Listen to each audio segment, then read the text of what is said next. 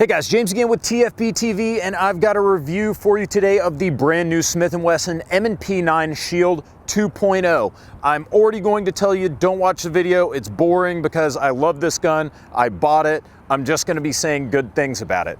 Well, actually, I've got one bad thing to say about it, and I'm just going to go ahead and lead in with that.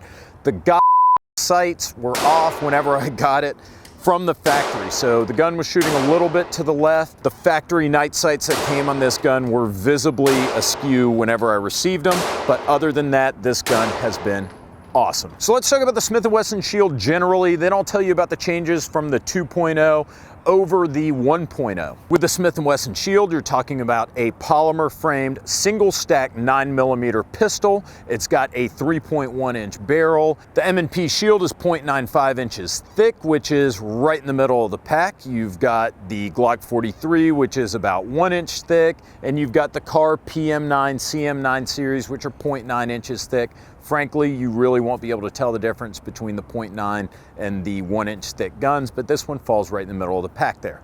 It only weighs a slim 18.3 ounces. It's almost a pocket gun. It's 6 inches long and 4.6 inches tall. If you've been looking at the Glock 43, I've got another video. It may have run already, it might run in the future, but I've got the Glock 43 versus the 2.0. The long and short of it is, the main difference in terms of dimensions, the Glock 43 is about an ounce lighter and about 0.4 of an inch shorter because it's a 6+1 instead of a 7+1. Now the Shield, as I said, you get 7 rounds of 9mm in the magazine plus 1 in the chamber, and that's normal for a single stack 9mm. It also comes packaged with an additional magazine that is an 8+1. It adds a small grip extension. It's a little bit longer, and you get an additional round. Historically, I've been a little bit wary about using grip extensions because at a certain point you're blurring the lines between a single stack 9mm that's used for ultra deep carry and a subcompact double stack 9mm where you can get 10 or 12+1 rounds, and it's not really going to be much bigger. But I leave that to your discretion. The Smith Wesson M&P line generally and the Shield itself are known as being very reliable guns. Oh, I like that. It also has, the entire M&P line, a very durable coating. It's a melanite finish, or at least similar to a melanite finish that is an impregnated coating, and I've carried the M&P series of guns, including the Shield, for years now. Sweat all over them, gotten them wet, gotten them dirty, and I've never seen any rust form on the coating of these guns, so you're looking at an outstanding finish. And while the trigger out of the box is really nothing to write home about, there are a lot of options, especially including the wildly popular Apex triggers that you can install on your Shield. Smith & Wesson, come on guys, I'm begging you, collaborate with Apex. It would be really cool to be able to buy a Shield and out of the box have an Apex trigger, because that's what most people are doing to them nowadays. Anyways, talking about the trigger, you're looking at around a 7.5 pound trigger pull on the Shield 1.0, and for the Shield 2.0, you're talking about a 6.5 pound trigger. That's actually much better. In my opinion, it's a lot more crisp. You have a little bit of take up and then just 6.5 pounds of pressure to put you over the wall to the break on the 2.0 versus the 1.0. Now, while I'm talking about the differences between the 2.0 and the 1.0, the 2.0 has, in my opinion, one of the best grip textures on the market today. It's almost like a skateboard tape texture you can see here. Extremely grippy.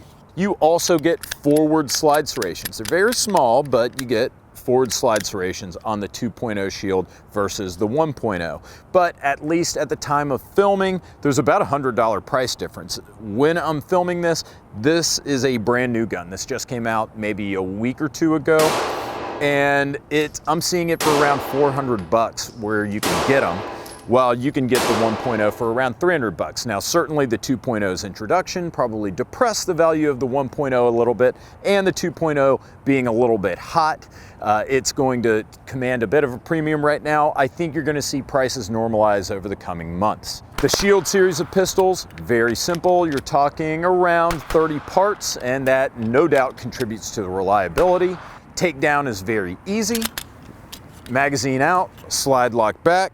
You've got a SIG style takedown lever. You just flip it 90 degrees, slide comes forward, it all comes off. The M&P series has possibly the best set of sights that you can get on the market today out of the box. These are, as you can see, low profile, low snag, Novak style 3-dot sights. And they're metal.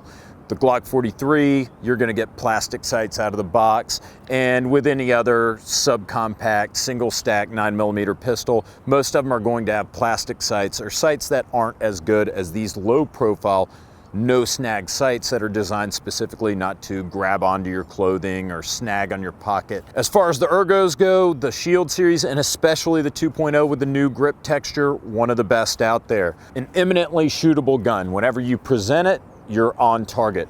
There are a lot of guns that you get the grip angle might be a little off, so you might be aiming a little high from your natural point of aim or a little low. This one, you're straight and level with your natural point of aim whenever you present the gun. Recoil is manageable because you're not dangling a pinky. Most people can get a full grip on the pistol grip. In my opinion, the M&P 9 Shield has better slide serrations. The M&P 9 Shield has what I call serrated serrations. It's these wavy serrations that work very well at the rear of the gun. They're very subtle index finger and thumb shelves on the left and right side of the grip. The controls are easy to get to with your thumb and keeping your dominant hand on the gun. You can see magazine releases right there, slide releases right there. A brief word about the slide release. When I got this gun, brand new out of the box, the slide release was very rigid, and I would have to go over the top to charge the gun in between mag changes, as you'll see here. Lost my other mag. It started to smooth out a little bit, and I'm sure it's going to get a lot more loose in the future. But I gotta say, out of the box, that was a concern. The trigger's comparable to, say, a Glock 43. You're looking at about 6.5 pounds, but that's also heavier than the, say, Bursa BP9cc, which has about a 4-pound trigger. In my opinion, 6 to 6.5 pounds of trigger pull weight is the perfect amount of weight for a carry gun. Anything heavier, and you're going to sacrifice accuracy. Anything lighter, and you might shoot yourself in the leg or dick, depending on where you like to carry your gun. So I think that the 6.5 pounds for the Shield or the Glock 43 is just about perfect. So you guys that watch this whole video, I warned you, told you it was gonna be very boring. I don't have a lot of negative things to say about the Smith & Wesson M&P 9 Shield 2.0. Really, the question is it worth paying $100 for the 2.0 over the 1.0? At this point, I say maybe. I think those prices are going to get a little bit closer together, but think about it. Is it worth $100 to you to have some forward slide serrations, which I think is the least important new feature, a little bit tackier grip, which I like a lot, and a trigger that's about a pound lighter? Well, if you're going to switch to the Apex trigger anyways, maybe you just go ahead and go with the 1.0. But if you're not going to screw with it out of the box, maybe you should look at the 2.0. What do you think? Pretty good, a little snappy, but Have you shot the 1.0? yeah, I don't really perceive any real difference in it, to be honest with you. But you know, looks cool. Yeah. Look at the 1.0, look at the 2.0, whatever floats your boat. But either way, you can't go wrong. In any event, I want to say thank you guys so much. We're coming up on 3 years. This SHOT Show is going to be 3 years of TFBTV. And you guys that watch, even you guys that leave assholic comments in the comments section, I love all of you, and we wouldn't be where we are today. We're looking at over 120,000 subscribers every year of TFBTV. I really can't express my gratitude enough, and I'm also very grateful to you guys that are on Patreon. Our Patreon supporters, you guys kept this channel afloat when we got demonetized, and we've still been demonetized, although at least we're getting paid a little bit. That said, we're still not making as much as we used to a year ago when we had 120,000 fewer subscribers than we do now. And that's because we've been put into a different bracket. So please support us on Patreon, and our support that's always been there, Ventura Munitions and ProxyBid, two of our most valuable sponsors. We've been with them for the long haul. I want to say thank you so much to you guys as usual. Patreon supporters, viewers, subscribers, commenters, advertisers, sponsors, whatever. I'm super appreciative. Thank you so much. See you next week.